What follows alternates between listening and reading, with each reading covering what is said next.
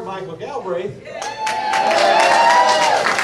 I hope that each and every one of you will too. Thank you.